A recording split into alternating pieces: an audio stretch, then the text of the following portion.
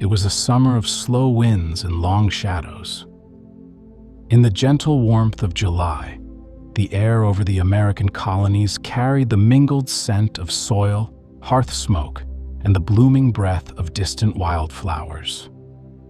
Leaves rustled quietly in the trees, and somewhere beyond the edge of a clearing, a stream moved over stones with soft, silvery murmurs. It was a season of stillness, but also of waiting, the kind of quiet that comes before something begins to change.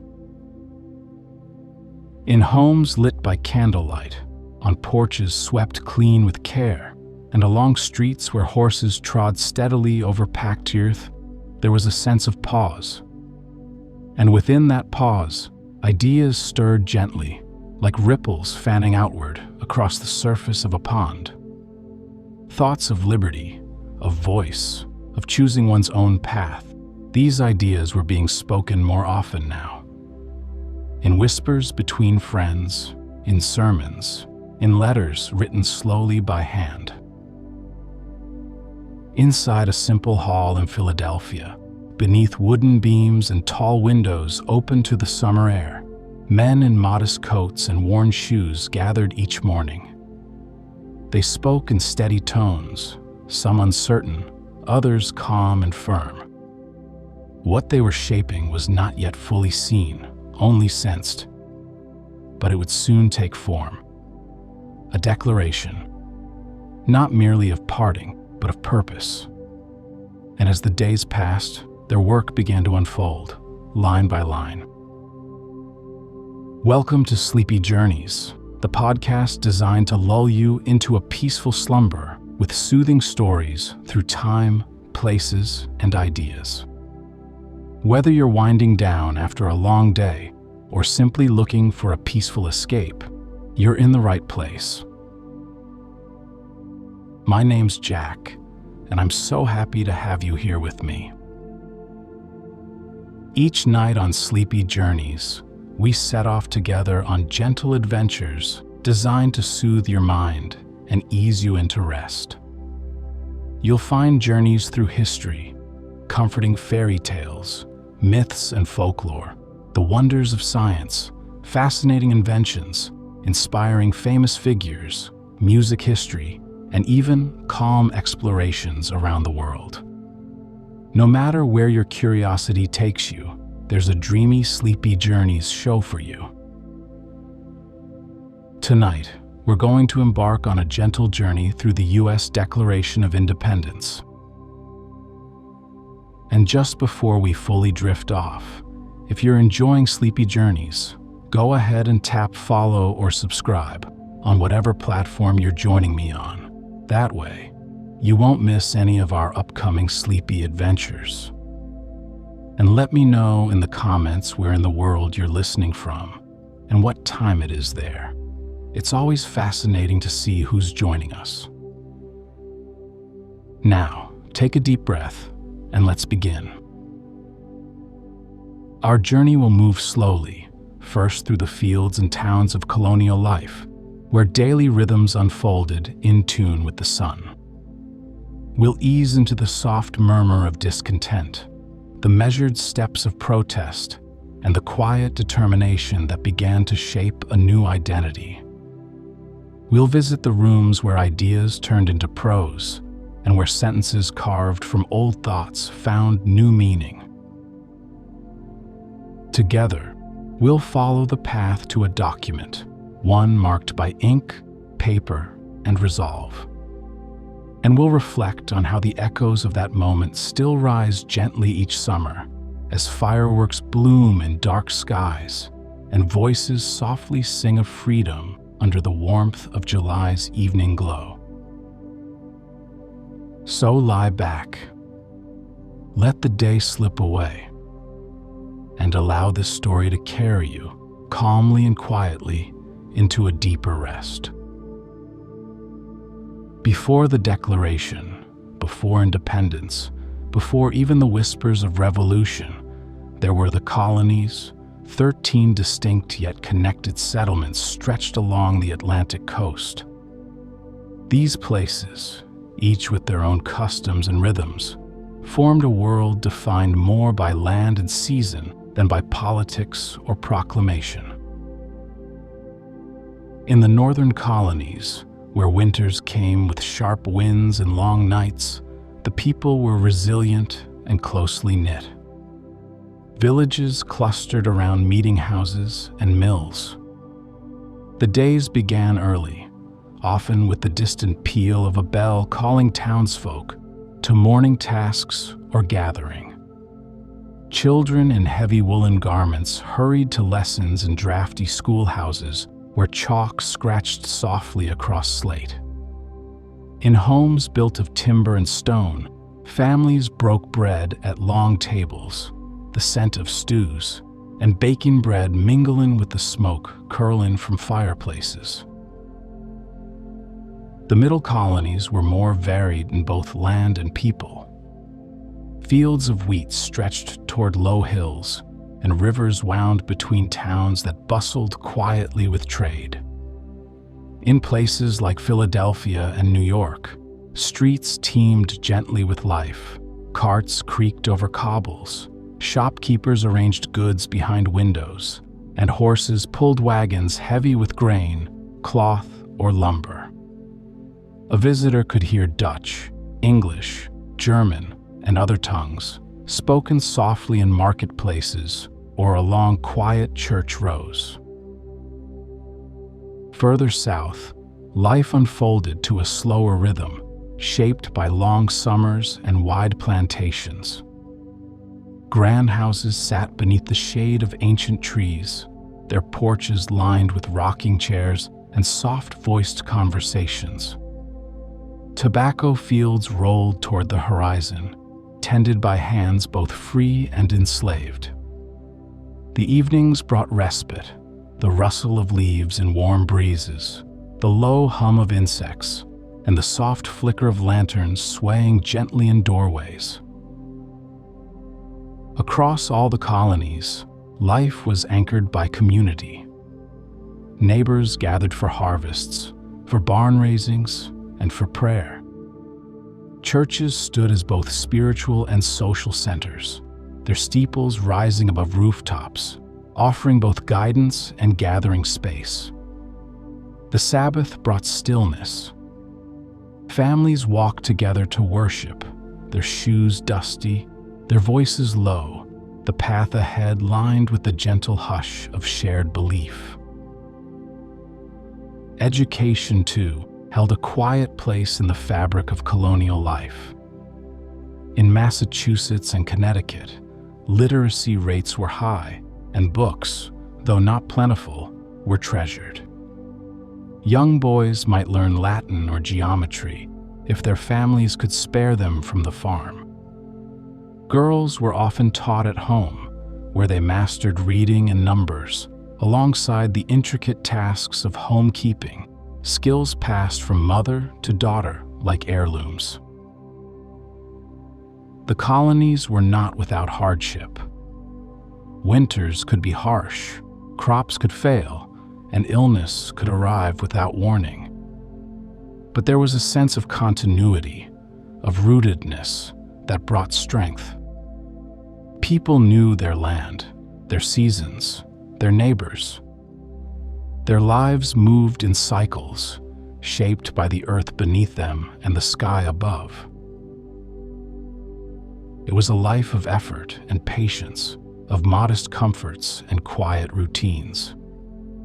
And within that rhythm, a seed was beginning to stir, the first faint awareness that the world beyond their towns and fields might be preparing to shift. By the middle of the 1760s, the people of the colonies found themselves thinking more often about the laws passed in London. A change was stirring, slow and thoughtful. It came through conversations at the hearth, quiet debates in local taverns, and the steady passage of printed pages hand to hand. The topic was taxation, yes, but also something deeper, the growing realization that decisions were reaching across the sea without colonial voices helping to shape them. In 1765, Parliament introduced the Stamp Act. This new policy required colonists to use specially stamped paper for legal documents, newspapers, and other printed materials. For many, it seemed a practical matter. Yet to others, especially printers, merchants, lawyers, and farmers, it marked a troubling shift. They began to question who had the right to impose such requirements and what it meant for local autonomy. The response unfolded gradually. People wrote essays and pamphlets filled with reasoned language. Town leaders organized discussions. Colonial assemblies passed respectful resolutions, urging that such decisions be made with the involvement of those whom they affected. There were gatherings, boycotts of British goods, and signs of unity among the colonies. These were not rash or angry gestures. They were careful, composed steps.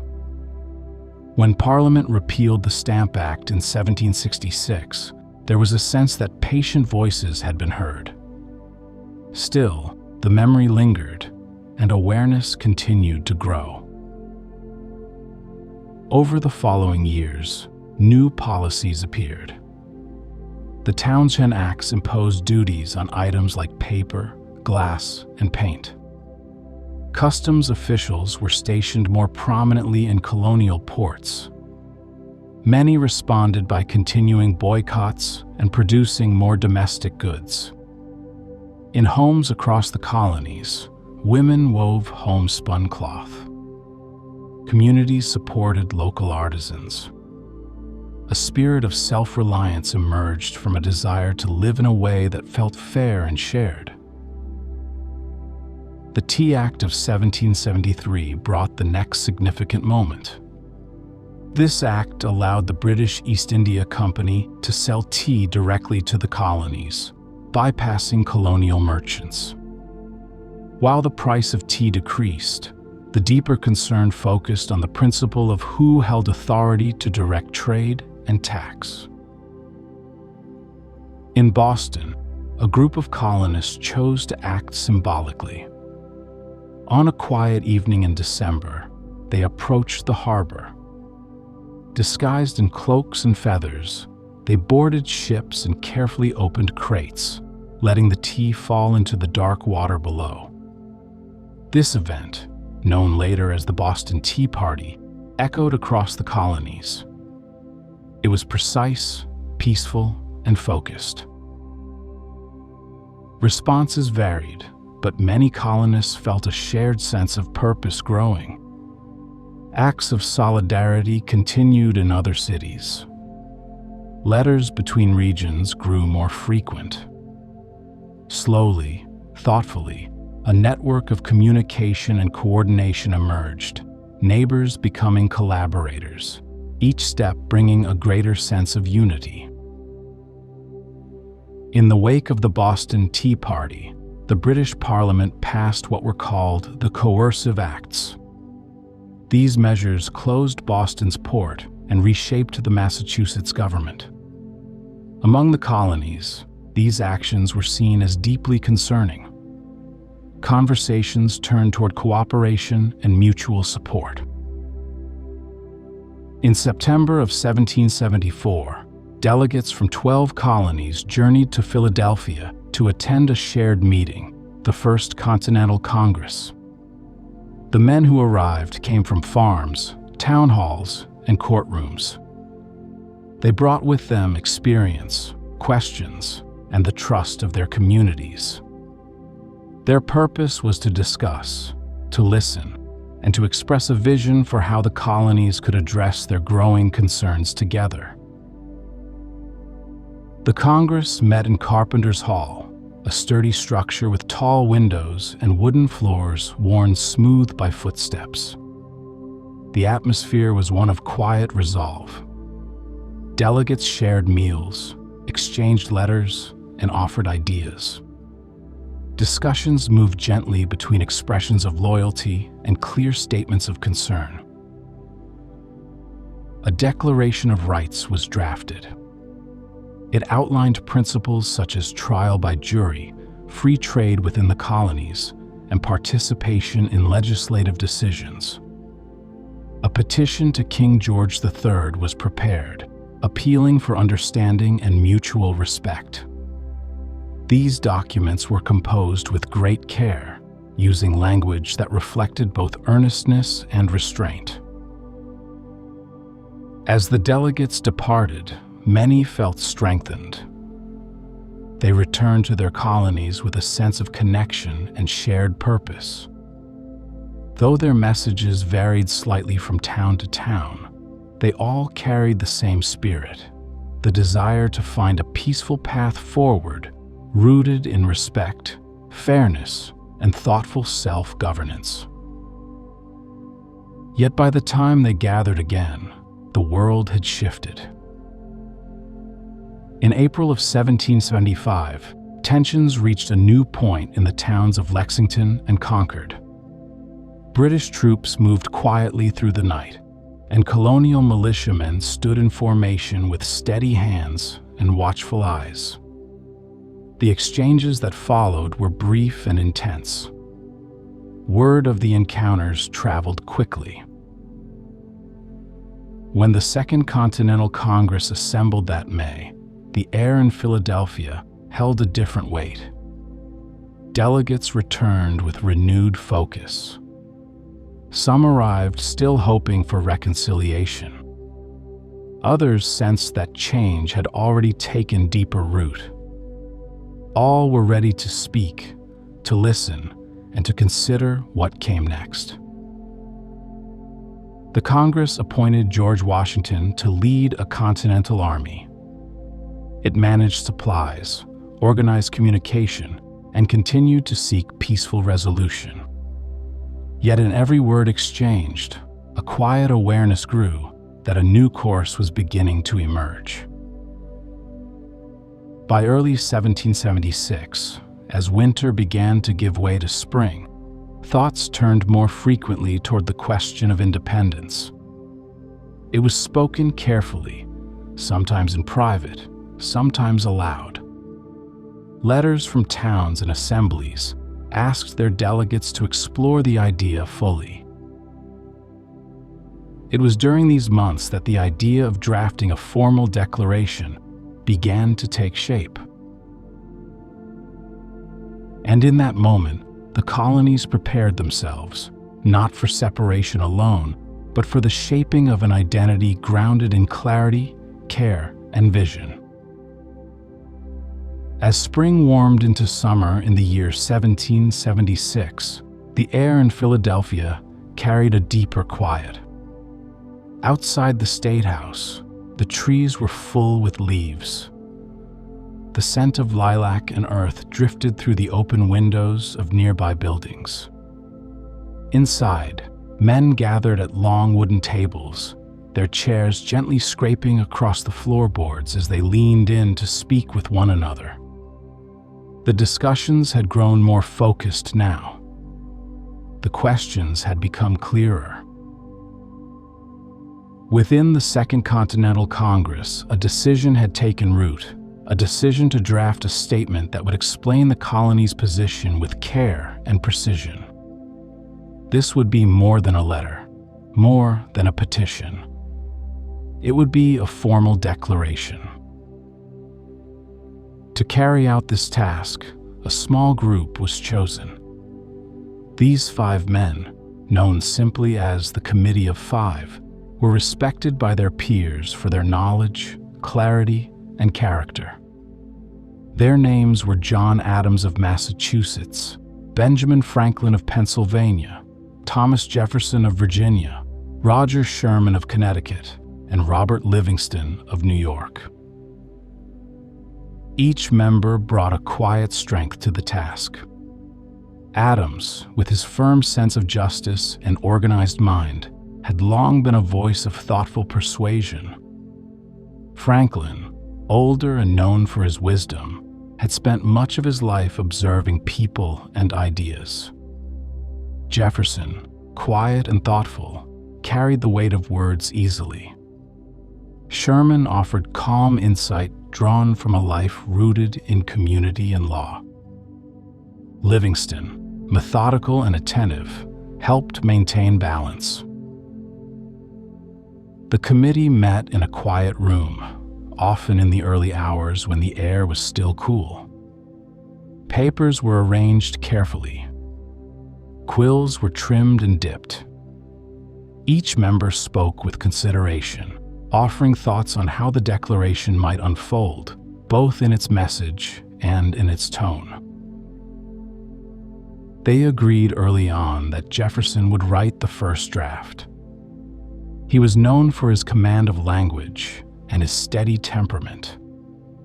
His ability to express complex ideas in elegant, accessible phrases made him the natural choice.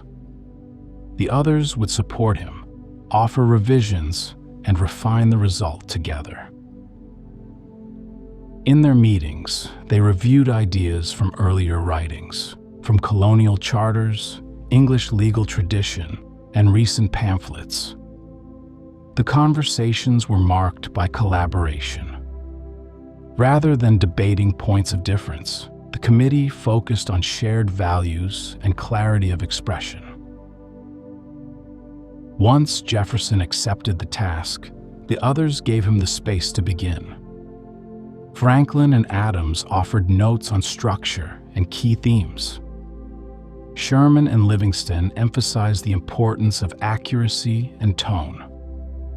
And with this foundation laid, Jefferson stepped away into a space where words could be shaped quietly. Jefferson's writing room was a second-floor space in a brick boarding house on Market Street. The walls were plain. A simple desk stood near a window, beside which sat a small stack of paper, an inkwell, and a set of pens. The sounds outside were distant, the gentle clop of hooves on cobblestone, the soft voices of neighbors greeting one another, and the occasional chirp of birds. It was in this room, under the pale light of dawn and the golden glow of late afternoon, that Jefferson composed the first draft. He worked in silence, his hand moving steadily across the page. When he paused, it was to think, to listen to the rhythm of the thoughts he wanted to capture. Jefferson was deeply influenced by the writings of Enlightenment philosophers. He had read John Locke's reflections on natural rights, Montesquieu's ideas on balance and power, and the essays of thinkers who believed that people were born with dignity. These ideas were absorbed and then reshaped through Jefferson's own voice. He began with a clear preamble. It explained that when a group of people chooses to change the way they are governed, they should offer a reason that others can understand. This was not simply a political move. It was a step taken with care, rooted in the belief that transparency and truth were essential in public life. From there, Jefferson wrote about truths that he believed were clear, that all people are created equal, and that they possess certain rights that belong to them from birth. Among these, he wrote, are life, liberty, and the pursuit of happiness.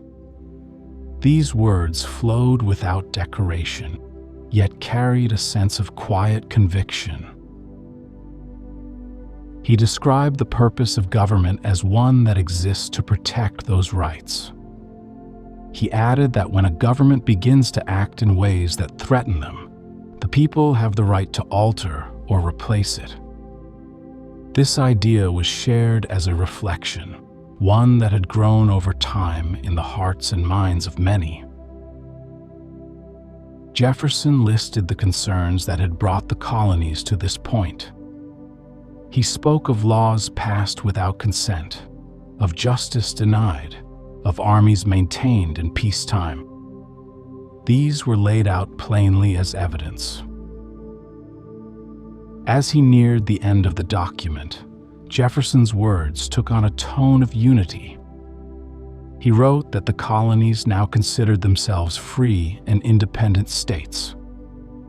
And he concluded with a pledge that those who stood behind this declaration did so with mutual trust and purpose. When Jefferson brought his draft back to the committee, it was met with appreciation. Adams and Franklin offered small suggestions, a change in phrasing here, a refinement in structure there. Each revision was made with a light hand. Later, when the draft was presented to Congress, more changes would follow. But the core remained. Jefferson's voice, shaped by study and reflection, carried the message the colonies wished to share. The process of drafting the Declaration was thoughtful, steady, and shaped by many hands and minds working with care. And when it was complete, it carried not only a political message, but the quiet hope of people seeking to live in a world that respected their thoughts and choices.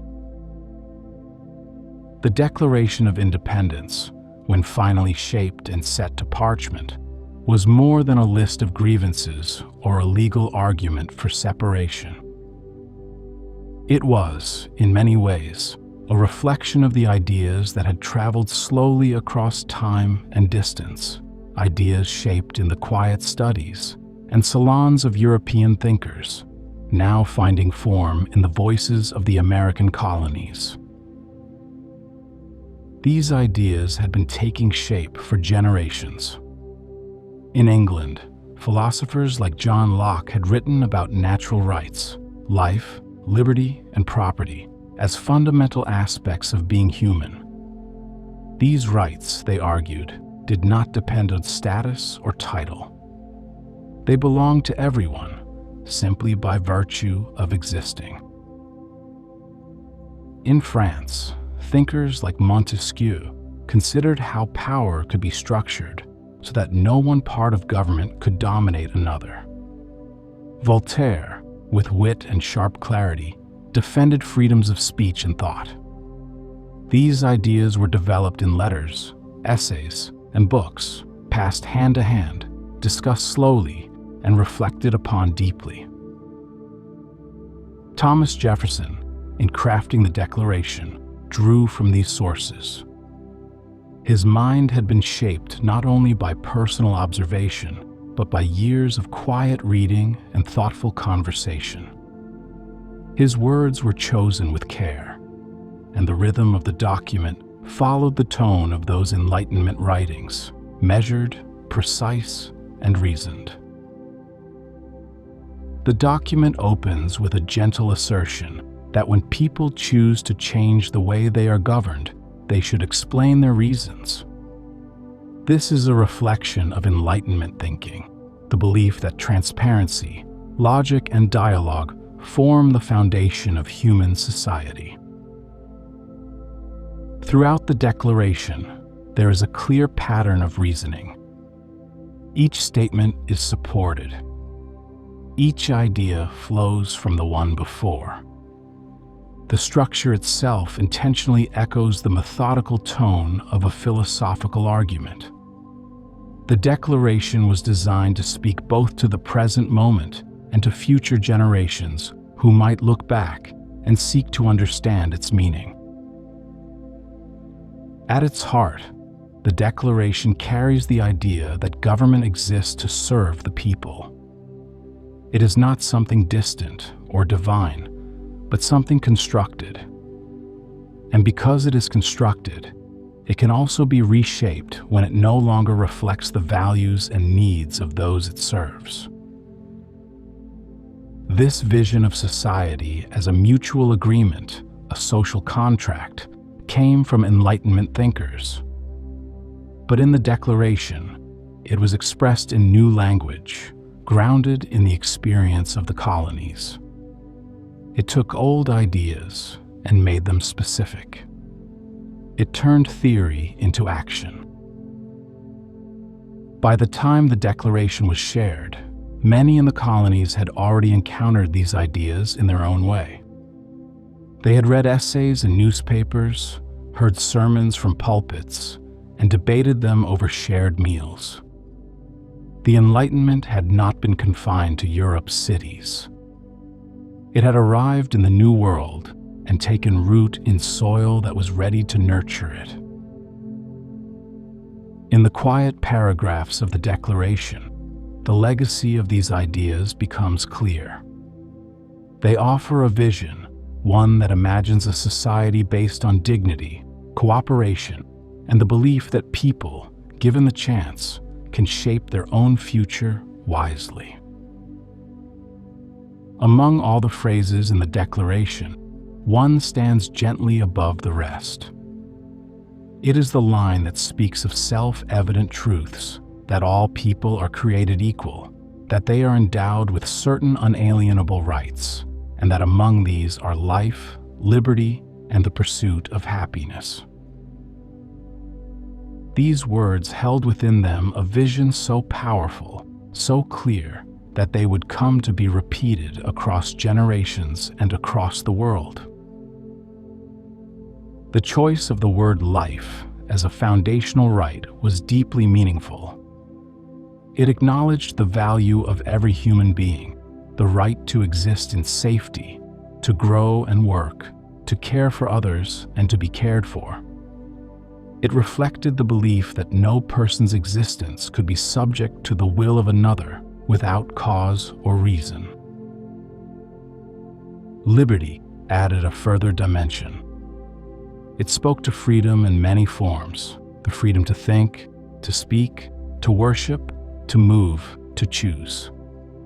It reminded readers that autonomy was not an indulgence, but a principle at the heart of just society.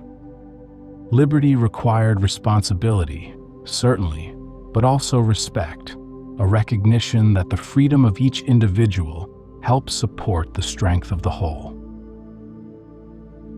Then came the phrase that stood apart in its warmth and openness, the pursuit of happiness.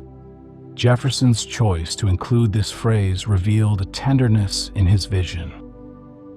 He might have echoed Locke's property, but he reached instead for something more personal, the idea that people have a right to seek well-being, joy, purpose, and fulfillment in their own way. This pursuit is not a promise of constant joy, nor is it a guarantee. Rather, it is the freedom to find meaning through family, through work, through study, through rest. It is a quiet right, one that acknowledges that happiness may look different to each person, but is worthy of respect in all its forms. Together, these three ideas, life, liberty, and the pursuit of happiness, form the heart of the Declaration. They are the compass by which its principles are guided. They remind readers that a good society does not exist for power alone, but for the people who live within it. The power of this phrase lies in its balance. It does not isolate rights, but weaves them together.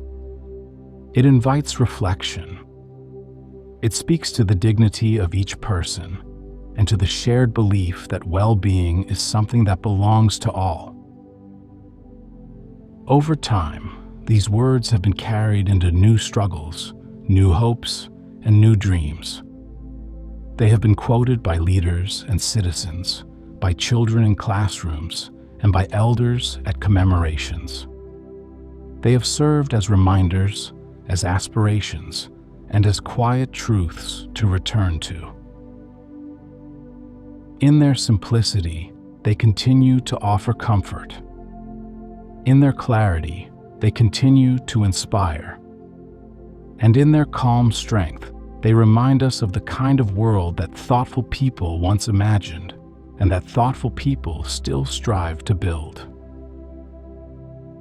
The air in Philadelphia on the morning of July 2nd, 1776, was warm and still. The sun had risen early, casting long rays through the narrow streets and over the bricks of the Pennsylvania State House. Inside the hall, the members of the Second Continental Congress gathered once more, their steps quiet, their expressions composed. These were familiar surroundings now. For many weeks, they had returned here, morning after morning, to read letters, debate clauses, and exchange careful thoughts. But this morning held a different quality, a sense of pause, of weight, of nearing a decision that had been building quietly for months.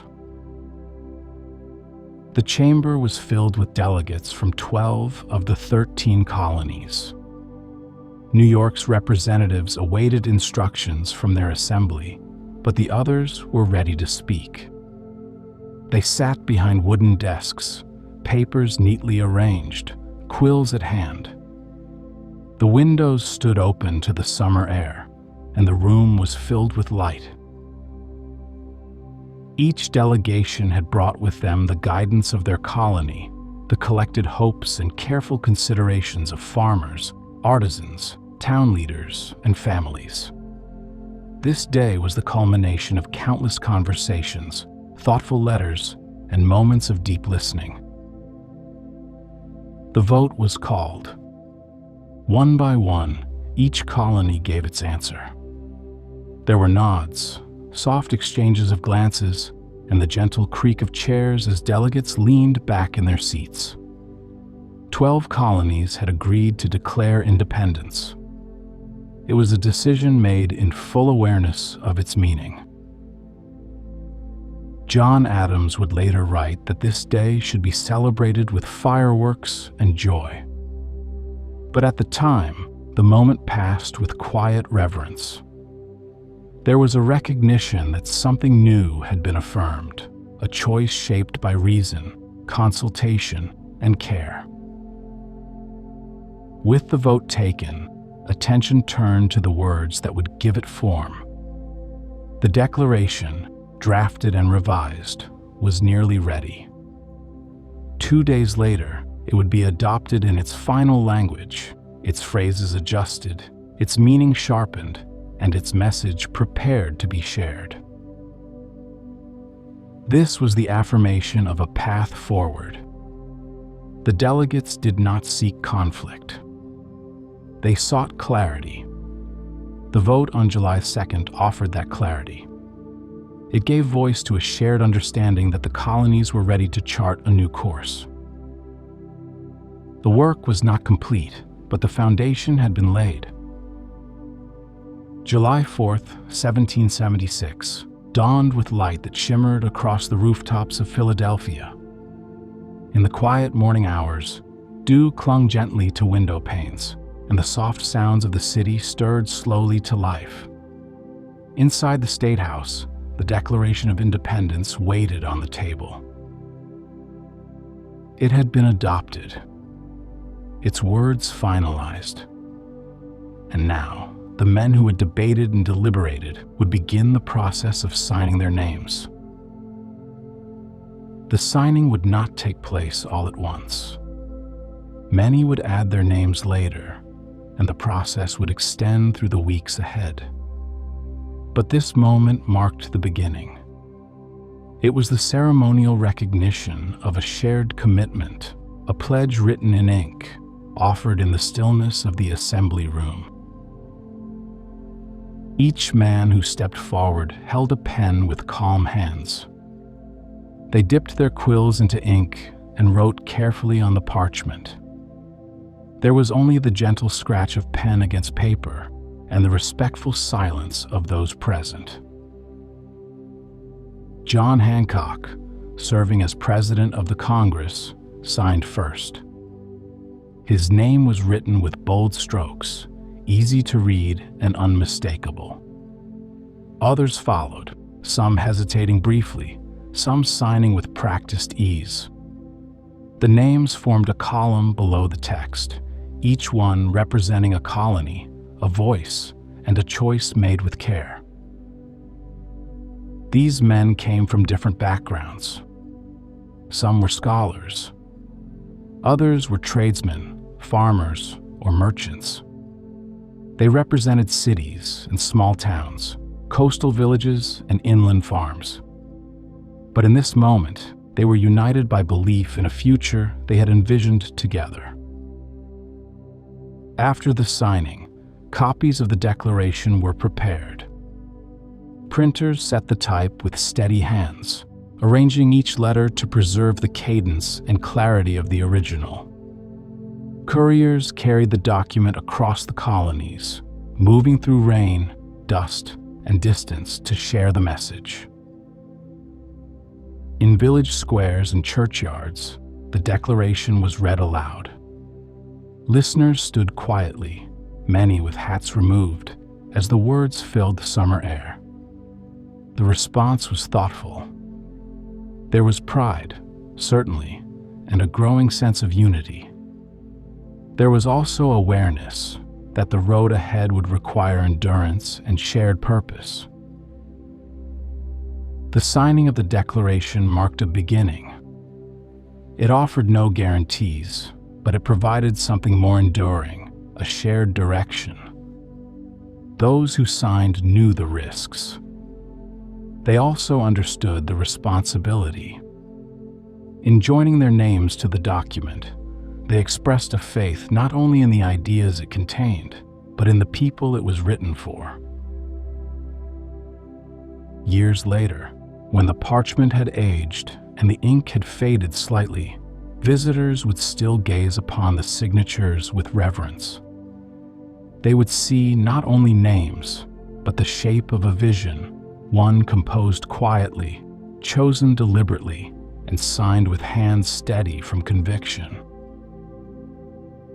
The ceremony had passed without spectacle, but its memory lived on. And every year, as the calendar turned to July, people would remember that still room, that careful process, and those moments when the future began to find its voice. The Declaration of Independence, once adopted and signed, began its journey outward, from the meeting rooms of Philadelphia to the towns and settlements scattered across the colonies. Copies were carried on horseback, tucked into saddlebags, or secured in wooden trunks. Couriers made their way through forests, across rivers, and along worn paths that connected people separated by great distances. In each town where the document arrived, it was received with a kind of respectful anticipation. Notices were pinned to walls. Local leaders invited communities to gather. In village greens and on courthouse steps, the Declaration was read aloud, the speaker standing before a modest crowd as the words of the new resolution filled the open air. For many listeners, this was the first time they had heard the full account, the careful explanation, the list of concerns, the clear statement of purpose. People listened with quiet attention. Children stood beside parents. Farmers removed their hats. Some leaned forward slightly as the phrases reached their ears. There was pride in the clarity of the message. There was hope in its vision. And there was also a sense of shared responsibility, a recognition that these words would shape the path ahead. Newspapers began to print the full text. Printers in cities and small towns set the type by hand, letter by letter, pressing the ink into each page with deliberate care. These editions passed from reader to reader, folded into coat pockets, read aloud by candlelight in kitchens and parlors. Neighbors discussed them during shared meals, ministers reflected upon them in sermons, and teachers used them to guide thoughtful discussions. Though the Declaration had been adopted, there was still much to consider. The war continued. Battles were fought, and lives were altered. Yet through it all, the Declaration stood as a constant, a reminder of the ideas that now connected the colonies in purpose and principle. In the weeks and months that followed, the document's phrases became part of the shared vocabulary of the people. The words life, liberty, and the pursuit of happiness appeared in letters and journal entries.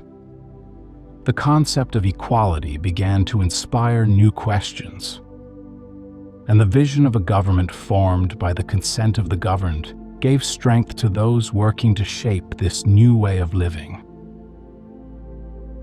As winter approached, the Declaration continued to travel across snow-covered fields, over frozen rivers, and into homes warmed by firelight.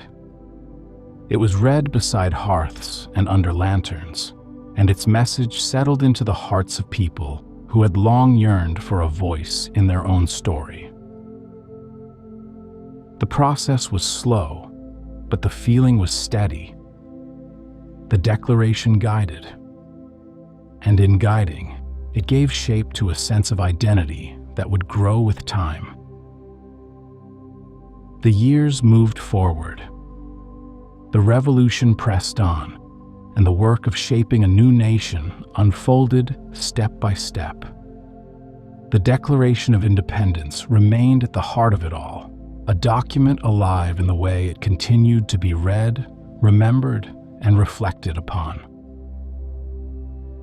In the decades after the war, the Declaration was taught in schools. It was quoted in speeches. It was displayed in town halls and libraries. Citizens read it not only for its historical content, but for its tone, calm, clear, and full of a sense of promise. Over time, different generations found new meanings in its words.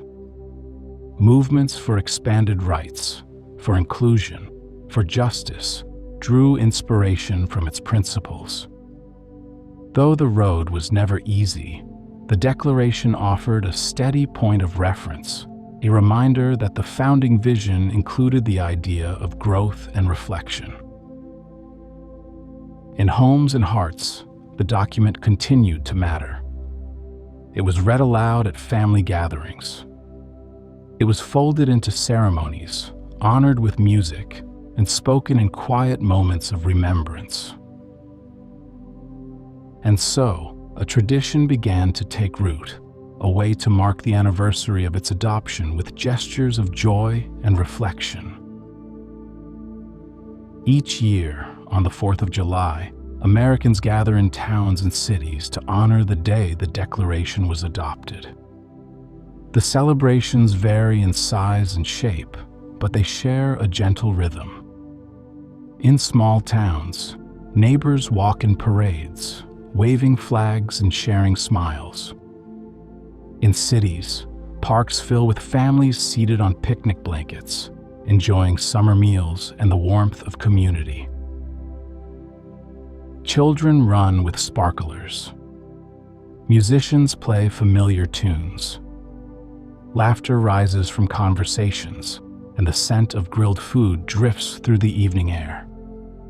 In these moments, the Declaration is present as a feeling, a sense of togetherness, a quiet pride in the shared journey.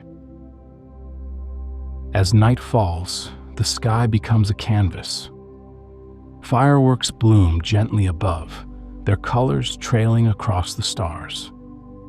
People tilt their heads upward, watching in silence, their faces lit by each soft burst of light. The sound is part of the memory, the way the nation pauses to acknowledge a beginning.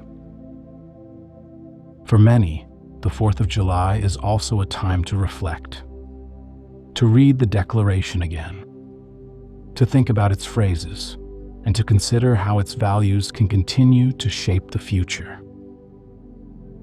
The legacy of the Declaration is not fixed. It moves with each generation. It speaks to the choices people make, the communities they build, and the hopes they carry forward. Its words were written in ink, but their meaning lives in action. They remind those who read them of the strength in cooperation, the clarity in purpose, and the peace that can come from shared understanding. As the evening closes and the last spark fades into the sky, the declaration continues in the quiet commitment of people who still believe in the power of thoughtful words and the beauty of a well-told truth. Now that our journey has brought us through fields, meeting halls, and quiet rooms filled with candlelight and careful words, we return together to the hush of the present moment. The story we've followed, from daily colonial life to declarations and signatures, settles gently around us, like dusk falling over a calm meadow. The world of the 13 colonies begins to fade softly in the mind, its edges softened by the slow drift of time. The sound of horse hooves on dirt roads, the distant chime of church bells, the scratch of quills on parchment, these sounds grow quiet, resting beside us now like memories tucked into the folds of a well-worn quilt. We've walked beside the thinkers and writers, stood silently in the chamber as the vote for independence passed, and listened to the calm cadence of the Declaration read aloud in town squares. And in doing so, we've touched a part of history shaped by thoughtful conviction. Now, as we settle back from that journey, we return to the quiet of our own space. Maybe you're wrapped in a soft blanket, the light around you dim and warm. Maybe there's the gentle hum of evening outside your window, or the faint rustle of leaves moving in the breeze. Whatever surrounds you now, let it cradle you gently. The Declaration of Independence, for all its impact, began in stillness, in thought, in reflection, in the unhurried exchange of ideas. Its authors took their time. They trusted the power of patience. And in doing so, they created something that continues to echo softly through each year, through each 4th of July, through each gathering of people who sit together to remember and to hope. Perhaps you can picture one of those gatherings now, a family sitting beneath the shade of a large tree, sharing lemonade and soft conversation, children playing nearby with flags fluttering in their hands, the smell of fresh grass and grilled food rising into the golden air of late afternoon. And then, as the sky darkens, they tilt their heads back and watch the first bloom of color overhead. It's not about spectacle. It's about that quiet moment shared.